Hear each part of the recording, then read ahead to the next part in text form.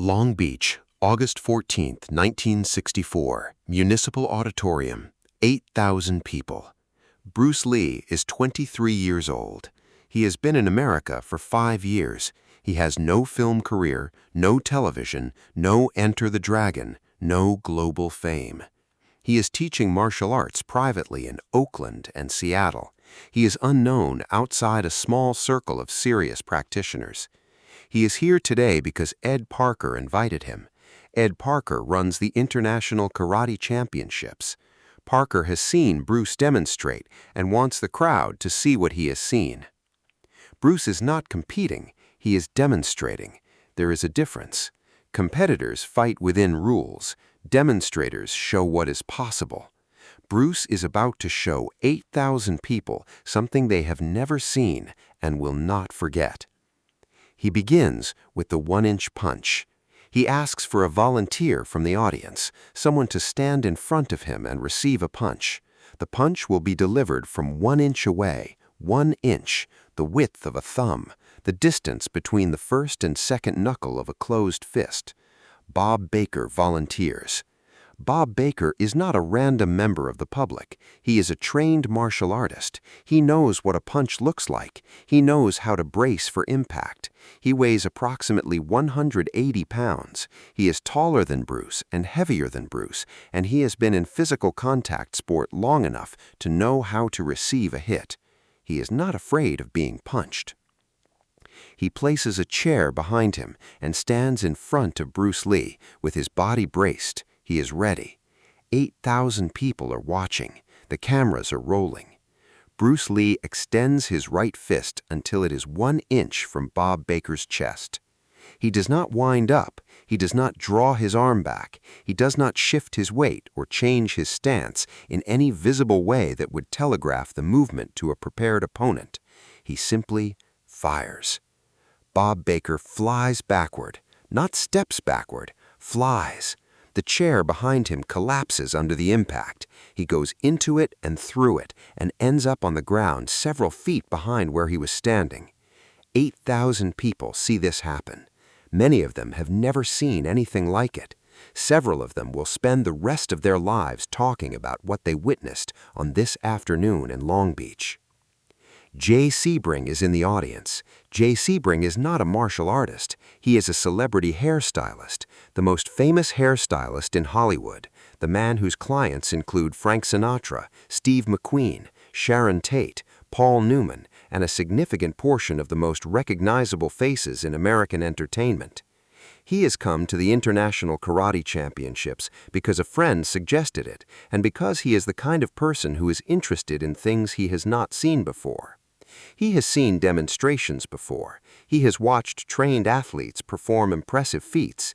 He has never seen anything like what he just watched happen to Bob Baker. Sebring turns to the person beside him. He says something immediate and specific. He says he knows someone who needs to see this. The someone is William Dozier. Dozier is a television producer currently under contract with ABC, developing a new live-action series based on the Green Hornet radio serial. The series needs a character, Kato, the Green Hornet's masked crime-fighting valet, a martial arts expert whose physical capability needs to be believable to a television audience. Dozier has been looking for someone who can play this role with genuine physical credibility. He has not found anyone. The combination of martial arts ability, screen presence, and the specific quality of movement that a camera can actually capture and transmit has not appeared in anyone he has seen. Sebring calls Dozier that same week. He describes what he saw. He describes Bob Baker going backward. He gives Dozier Bruce Lee's name. Dozier's office contacts Bruce Lee. He is invited for a screen test. He performs. Dozier watches the footage. He offers Bruce the role. Bruce accepts. The Green Hornet goes into production. Kato becomes, by the consistent finding of every audience survey the network conducts, more popular than the show's nominal star. The show is canceled after 1 season. Bruce Lee is returned to the pool of available talent, more visible than before, but still without the leading role he has been working toward. But the connections that the Green Hornet generates with Steve McQueen, with James Coburn, with the specific community of Hollywood actors and creators who find themselves in private training sessions with the man who played Kato, are the connections that eventually lead to Enter the Dragon and everything after. Jay Sebring was murdered in August 1969 in the Manson family killings at Sharon Tate's home on Cielo Drive. He was 35 years old.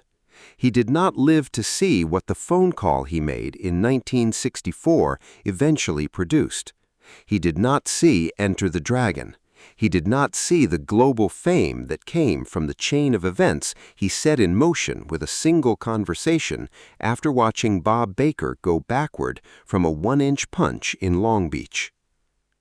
The mechanics of the 1-inch punch have been studied by physicists, martial artists, and sports scientists for 60 years. In 2014, University of California researchers used motion capture technology and force plates to analyze the technique, comparing Bruce Lee's methodology with European boxing champions. Their findings were specific. The key difference was not arm strength, but whole-body coordination. Bruce Lee's technique activated the muscles of the legs, hips, core, and shoulder in a simultaneous chain rather than a sequential one. The result was a transfer of force that was not proportional to the distance of travel. It was disproportionate to it, larger than the distance alone would suggest possible. The conclusions they reached are consistent with what everyone who received the technique in person described. The force is real, the mechanism is real, and the explanation lies in the specific way Bruce Lee had trained his body to generate and transfer energy from complete stillness. A conventional punch generates power through a sequential kinetic chain, arm extension, shoulder rotation, hip rotation, leg drive, each stage adding momentum to the one before it. The process takes distance, it takes time. It is, mechanically, a long-range weapon. Bruce Lee's 1-inch punch was a simultaneous chain, every component firing at once, each contributing its fraction of the total force in a single coordinated instant.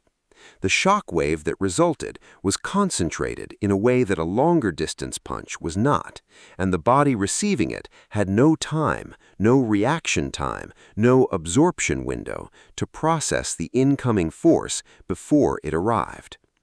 What Bob Baker experienced on that August afternoon was not, in this sense, a punch in the conventional meaning of the word. It was a force transfer event. A shock delivered from 1 inch that carried the accumulated power of years of training in exactly this specific technique from a body that had been built and refined for exactly this purpose at exactly the distance that made every other kind of defensive preparation irrelevant. The training that produced this capability had been ongoing since Bruce was a teenager in Hong Kong. Wing Chun, which formed his foundation, was specifically designed for close-range fighting, for situations where the distance had already closed and a practitioner needed to be effective in the space that remained. The chain punch, the centerline theory, the economy of motion, all of these were solutions to the problem of how to generate force when space was limited.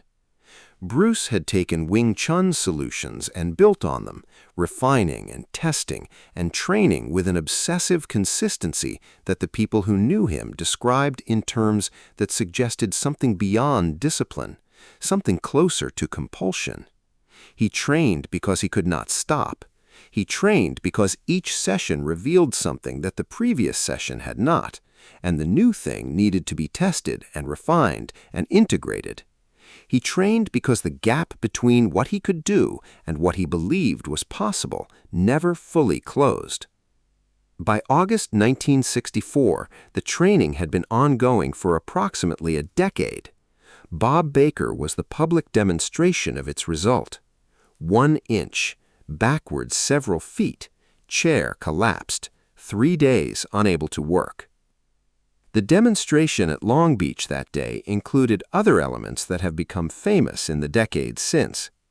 Bruce performed push-ups on 2 fingers, index finger and thumb, not all 5 fingers, balanced on these 2 points with his body fully extended. 8,000 people watched him do this. The combination of the 1-inch punch and the 2-finger push-ups produced a specific effect in the audience, the understanding that they were watching a human body operating at a level that was not, by any prior reference point they had available, normal. The people in that audience did not have a framework for what they were seeing. The martial arts craze that Bruce Lee himself would help create did not yet exist in America in 1964.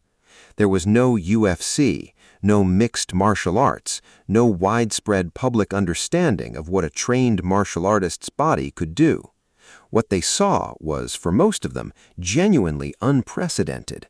A man who weighed 145 pounds sending a prepared 180-pound volunteer backward with a 1-inch punch, and then doing push-ups on 2 fingers. Chuck Norris was there. He had just won the All-American Karate Open Championship and was at the peak of his competitive career. He understood, better than almost anyone else in the building, exactly what he was looking at because he had the specific technical knowledge to assess it. He saw a man deliver force from 1 inch of distance that sent a prepared, braced opponent backward several feet, and he understood that what he was seeing was not a trick or a stage-managed demonstration, but a genuine physical capability that he had not previously encountered. He went up to Bruce Lee afterward. They exchanged contact information. 3 years later, when Bruce moved to Los Angeles, they began training together in Norris's backyard 2 or 3 times a week for approximately 2 years. The training relationship that began at that exchange in Long Beach eventually led in 1972 to the Coliseum fight sequence in Way of the Dragon, the most analyzed fight scene in the history of martial arts cinema. The encounter at Long Beach was the beginning of it. Joe Louis was also in the building that day. Mike Stone was there. The 3 of them, Norris, Louis, and Stone, were, at that specific moment in August 1964, the 3 most accomplished competitive karate practitioners in America. All 3 of them eventually trained privately with Bruce Lee.